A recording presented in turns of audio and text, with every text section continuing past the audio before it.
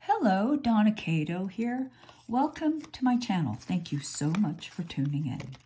Now today, this little tutorial is about making your own pinback. Hello, pinback. Okay, making your own pinbacks. Let me just take these off and I can show you. Like so, very simple. Very simple. Now, let me tell you something else. I am not a wire person. I know so little about wire. I know a few things about wire. I know sometimes wire is extremely soft, like aluminum wire, like artistic wire. Then I know that there are other kinds of wire, hard wire, half hard wire, and I'm assuming that there's hard wire and then there's something in between, soft and hard, that is called half hard. And I'm thinking that what I'm using is actually half hard wire. But once again, good people, I am not a wire person. I am a polymer clay person. And maybe I could learn a lot more about wire if I set my mind to it, but I haven't set my mind to it yet. I'm thinking it's probably not going to happen. But what I like to do is I like looking at what I have in my studio and seeing if what I have in my studio can do more than one thing. This is actually an earring finding. You know, this goes through your ear, it hooks like that, and you can dangle a whole bunch of stuff off of this little guy down here. And I guess they're okay as earring findings. I find them a little bit, they don't work terribly well with my work because the, whatever it is you're dangling is very low. Your ear probably ends up here. And then you got this wire down and then you got something on the end. And because my jewelry tends to be quite large, you could have that something on the end resting on your shoulders. So it's not the best for me. But I bought tons of them. I bought tons of them, tons, because that is kind of what I do. But, you know, it's interesting because if you look at it this way, it's actually an earring wire. But if you turn it this way, to me, this says pinback. Now, this wire is also really good. I'm assuming this is half hard because, you know, you can pull it out and it does spring back. It doesn't just stay here. It does come back, which also means that I can sharpen this point and it's not going to be terribly difficult, and it isn't terribly difficult to do. So this part is actually will go through your clothing quite easily. And with just a few little changes, this little hook becomes the piece that is embedded in your clay, right? And of course, you don't have to keep this as one piece. You just cut it, you embed the hook, you embed the arm in the appropriate place for the pin that you're trying to put the back into. So let's just start.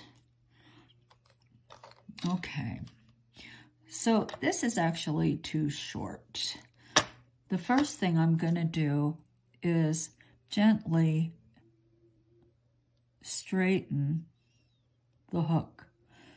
Now, wire and metals are funny things. This is resistant. It doesn't just collapse when I push it. But, you know, if I were to bend it back and forth, in just a very few turns, it would break. Aluminum is softer. I think it takes more turns before it breaks. And I'm assuming that's a wire that is very hard. You can't really do a lot of manipulation with it before you weaken it. My father was a body and fender man, and he used to talk about metal and how much you could stress it before it snaps. All right, so now I'm just using flat nose pliers, actually, and this one is serrated. So I use both the serrated and the flat side. But first I'm just gently trying to straighten it out. Okay, now I'm going to try to pull it back just a little bit like so. But what you don't want to do is you don't want to treat it so roughly that you stress the metal out. Okay, so that's my advice to you. Let's not stress the metal out. Once again, this is not a race. Take your time.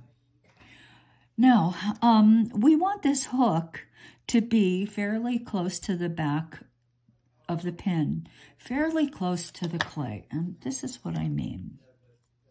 Let's take a look at this one. See, this one's pretty good because the neck of that hook is very short. It's not sticking way up. Whereas this one, see how long that neck is there? So that the this arm is actually quite high in the loop. Now, there's nothing wrong with this. I think this pin would end up being on a thick coat or a thick sweater. That's plenty of room for the fabric there. And you don't want this hook too close to the back if you're going to put it on something that is thick or bulky. Okay? This one will accommodate a garment fabric that is lighter than this one. Okay? So you're going to be, that's one of the considerations for you too. Now this is a rather long neck on a rather small pin. Okay? But this pin can be put on something that's more bulky. I would not put any of this on your finest silk, by the way. That, I think, would not be a good idea, so please don't do that. Please, I'm begging you, because you're going to be unhappy, and then you're going to come back to me and say, you ruined my best silk blouse. Okay, so please don't do it. Bulky knits, things like that. Okay, so now I've got this little leg coming up and then sort of a loop, partial loop on the end. So I'm going to straighten this out by taking right down here. And you see how this loop is just resting on the plier itself. I don't want it like this. I don't want it like, I want to just straighten it out. And this wire, I'm hoping, will form a 90-degree angle.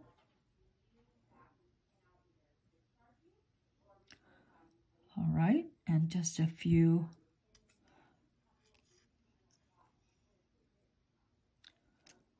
Then let's take this and bend it back slightly. Once again, remember, you don't want to be stressing the metal out so much that it snaps on you. And that's pretty good. You see, I've got the hook, and then if you look at it from the side, it's forming more or less a 90-degree angle there. It doesn't have to be perfectly sharp 90-degree angle, but it should be 90 degrees. Now, what I want to do is I want it to sit like this in the clay. You can see, can you see? Let me tighten it. It's going to sit like this in the clay. The hook comes up straight out of the clay and then curves over. But you've got this wire right here that should be embedded in the clay. So let me make a couple of turns that should make it much easier for this wire to sit in the clay without falling over. Oops. So from the side, it looks like that. From the top, it looks like that. Okay, I'm going to use my wire cutters. Cut the end. Now, this wire is it is pretty tough. So you don't want to use your best jewelry pliers to cut. Take it from me. I've ruined many tools because of it. Now, I'm holding it down, but here's the hook coming out. And then there's the bend down here, which will go in the clay. Okay? Like so. This will go in the clay, and this rises above the clay. And I apologize for my nails, but I got really lazy, and I decided, well, what the heck? I'm not going to do them today. Okay, so it's like that. Doink. And you, oh, I better not lose it. Okay, I've got a second one here, and I've got a third one here too. This is the one. Okay, so let's say we're going to back this pin. So the first thing I'm going to do is I've rolled this through setting number 3 on my atlas, which starts at 0. So let me grab this and just push it down in the clay because I want to see how deeply I can sink it into the clay. Okay, so I'm going to sink it about that deep in the clay. And then I will cover the wire up with more clay. And that neck looks a little long to me, but I can make an adjustment. I can make an adjustment. After it's cured, I will curve it over, and I can make that neck a little shorter if I want. So I'm going to stick with setting number 3. It gives me enough depth of clay to actually sink that wire in. Okay, so let me take and texture it. I'm going to texture, oops, hello. Let me get myself back, by rolling it through the pasta machine. And the pin itself is quite thin, so setting number 3 should be just fine.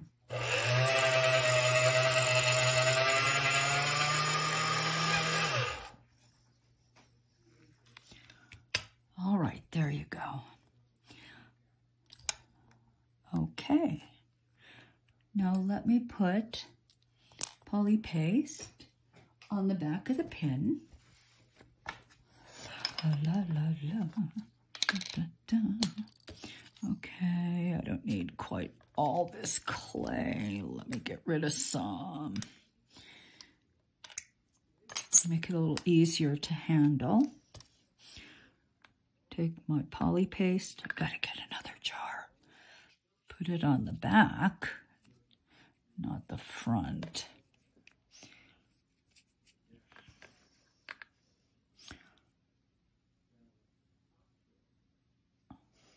Now, some of you wire people may be like, what is she doing? And if you think I'm making any major mistakes, please write me. And I will correct them or add your input, because the last thing I want is for anyone, including myself, to make like some major mistake. I've been doing this a while though, so I haven't noticed any major mistakes yet.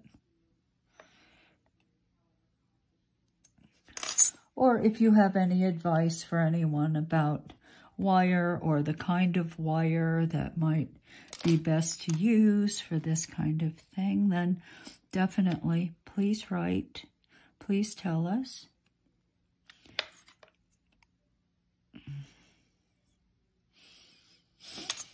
Because it's good to know. All right, so this will be the top. So let me take my piece. Oh, that's not the one. This is the one. Is this the one? No, this is the, I've got them all over the place, as you can see. So let me just put this about right there. And I'm going to try to put this kind of in the middle, like that. But you know, if you don't have that little hook type thing embedded in that little curve, then when you bake it, this may fall over. Ask me how I know.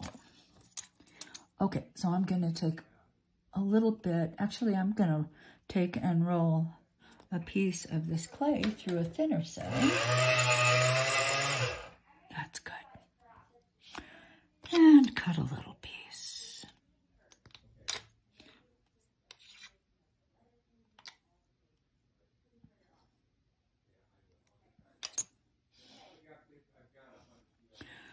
Da, da, da.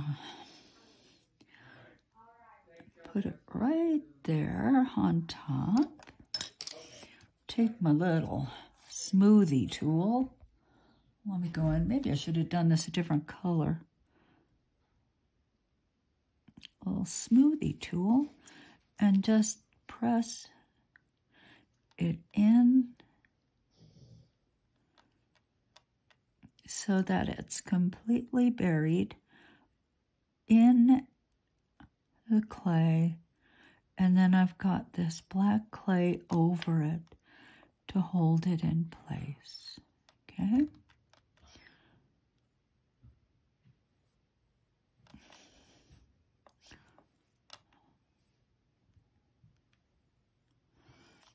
All right, now I'm going to take my sponge.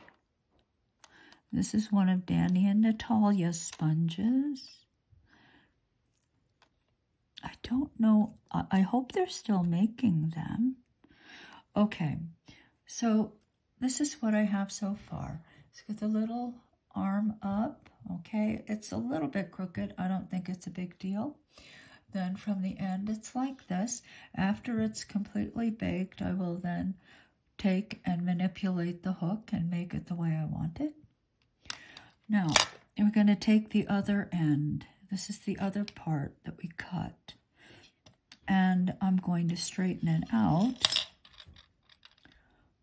Once again, just like this. And this is the best time to sharpen that to a point. Now, if you have, let's say you have a Dremel, and it has a little, you know, wheel on it for grinding. Well, definitely you can take that and you can grind it and move it and form a point. I have a Dremel, but I'm just going to show you how to do it with very, very coarse. This is Abranet 80, P80 sanding paper.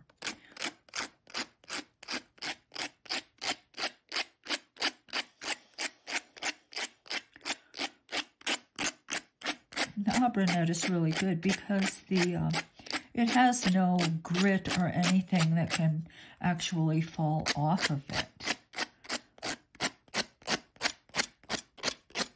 And it doesn't really take that much, but once again, remember you guys, I don't want you making these and then putting them on your best clothing, like your best silk this or that. I certainly would not do that. Not that I have any of those clothes these days, but some of you certainly might have dress-up clothes, in which case you're going to want to be much more careful about what you put on your clothing, all right? So then you can just feel it, and yeah, I drew out a point. I think you can see that. And just a few more strokes.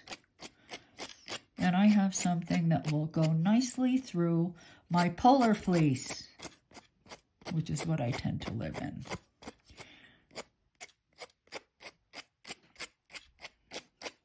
Okay, so it really is just that simple. Okay, so let's go back to the actual pin back. So where are we going to put it? Now, I would say I don't need much more than that to make this pin secure.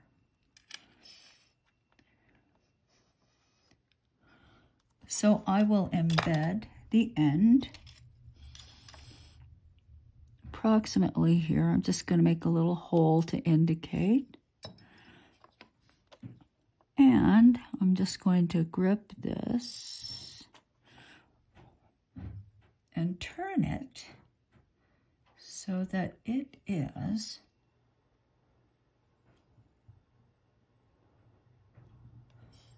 as straight as I can make it, so the point is going and then coming up at me like it's not sideways like that.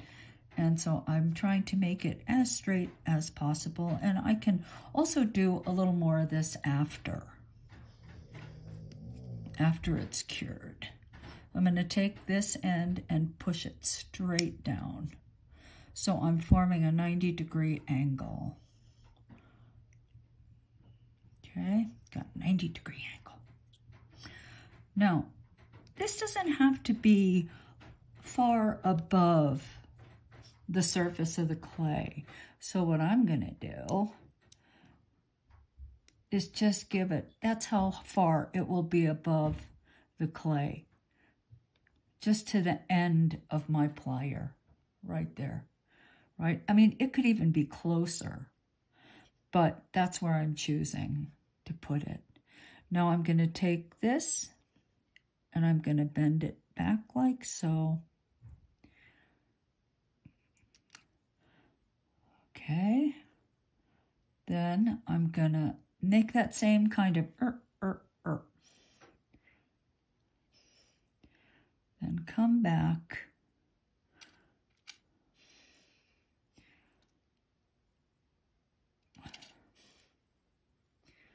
Kind of the point is you want to make whatever is embedded in the clay sort of stable enough so that through the curing process, this piece doesn't turn, doesn't fall over one way or the other. And the best way to do that is to provide a stable foundation, like we did with this piece. All right, so let me take my doozies,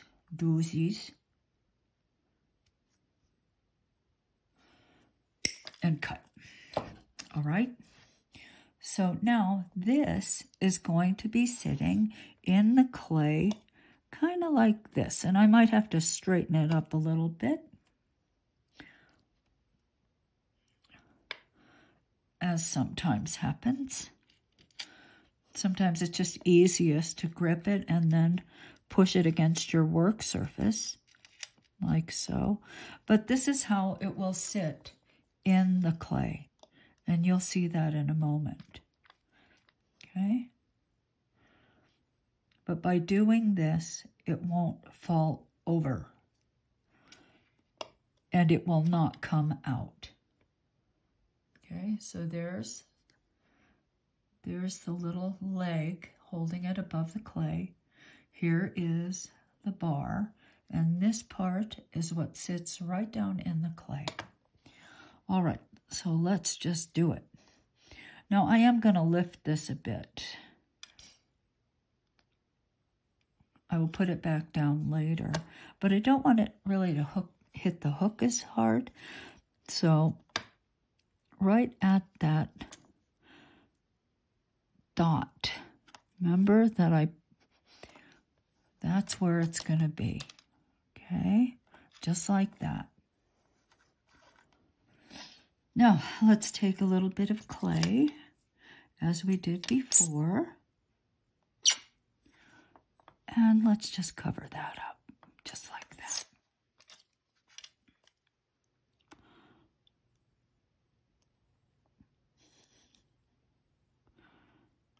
And really push it in there. And by doing this also, you don't end up with something that wobbles. You know, this could get wobbly. If it's not in there, and sitting firmly in clay, it can start wobbling and moving on you. And you really don't want that. Okay, so you got to give it a good foundation.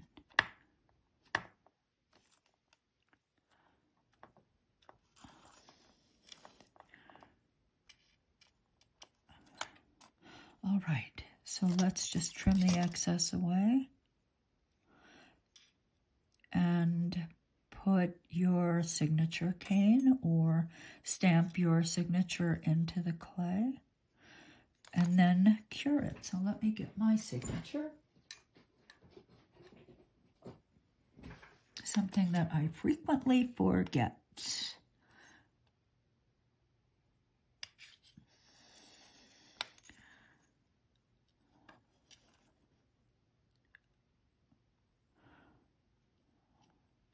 This will go in the oven, and then after it's cured, I'll be back. Okay, so the pin is out of the oven, and the pieces are firmly there. There's no play, so it means that the clay has completely enclosed the metal, which is good. Now at this point, boink. Now remember, this was not quite so low. What happened was it changed a little bit. You see, remember this was sticking more or less straight up? Well, now it's slightly angled, but fixing that is pretty simple. Just very gently take your pliers and start pulling it back into place so it's a little upright. Now I'm going to grip this and pull this down like so. Okay. Now, so there you can see I've altered the angle here. It's coming more or less straight up out of the clay, and then you've got the arm coming over. But this hook is not right. And I said before that I would straighten it out, or I would take care of it. Okay, so now I'm just going to grip the neck, and let me see, I can take another set of pliers and pull it back. Just pull it back a bit like so. I actually did not do much. So let's try again, only I'm going to take a different pliers, grip it, and pull it down like that. All right, so now that little neck, now it's coming over this way. Now I'm going to straighten it out a bit.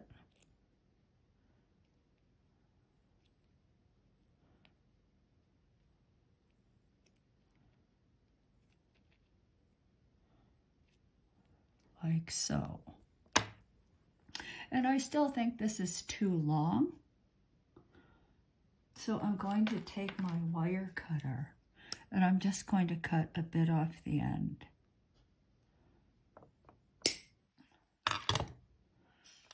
Now this is where I need little round nose. So I'm going to grip the end firmly because the wire is quite hard, and just pull it over like so, like that. So now you can see it's a much better looking loop than it was before.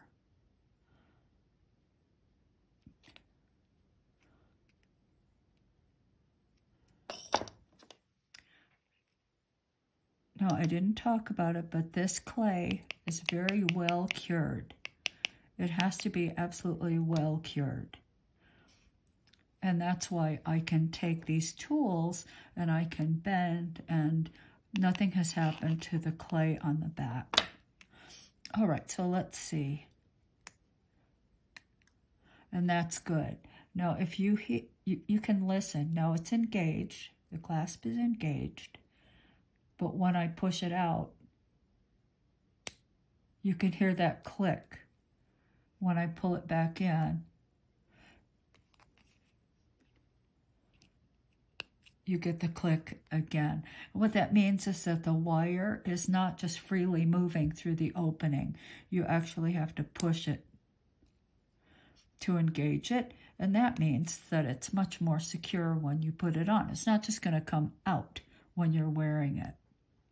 Now, if you find this is too low, you can actually take your pliers once again and pull it up a little bit, and that will actually move the tip away from the end and farther up. But I think this is fine. And that's really what you want, or what I want, is I want to hear that click when it's engaged. So that, in a nutshell, is how you can take a simple earring finding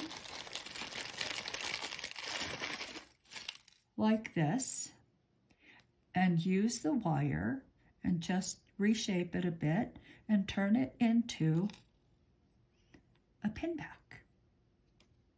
Very simple. You just need a few tools, and that's it.